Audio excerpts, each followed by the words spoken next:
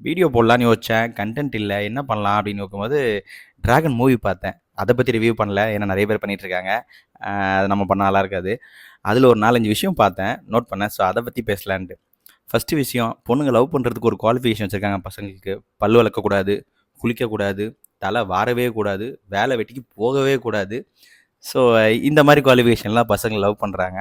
So அதுவே வந்து commit ஆகி கல்யாணம் பண்ணும்போது போமா அதே காரணத்த சொல்லி பசங்கள தட்டி விட்டுர்றாங்க, கழட்டி விட்டுர்றாங்க.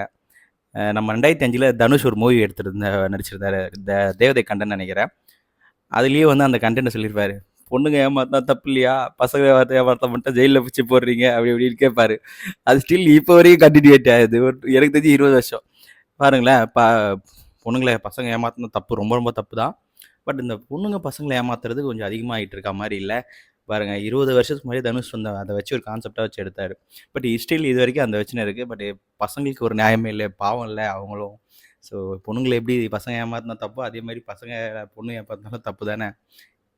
ஆம்பள புள்ளைங்கள கேட்கறதுக்கு யாரும் இல்லையேப்பா. இன்கேஸ் நம்ம போய் கம்ப்ளைண்ட் குடுத்தா கூட தனுஷ போட்டு பொளந்தாம நம்மளையும் பொளப்பாங்க. அதுதான் உண்மை. ஏன்னா பெண்களுக்கு தான் சட்டம் இருக்கு. சில நாய்கள் செய்த தவறால் மொத்த ஆண் வர்க்கமும் தண்டிக்கப்படுவது தவறான விஷயம் தான். தப்பு செய்றவன போட்டு கும்மு கும்முன்னு கும்முங்க. எல்லாரும் சப்போர்ட் பண்ணலாம் தப்பில்ல. பட் இந்த மாரி நடக்கிறதையும் கொஞ்சம் பார்த்து செய்யுங்கம்மா.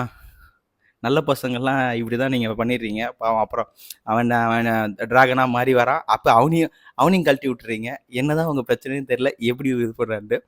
அதுக்கப்புறம் ஃபைனல் சீன்.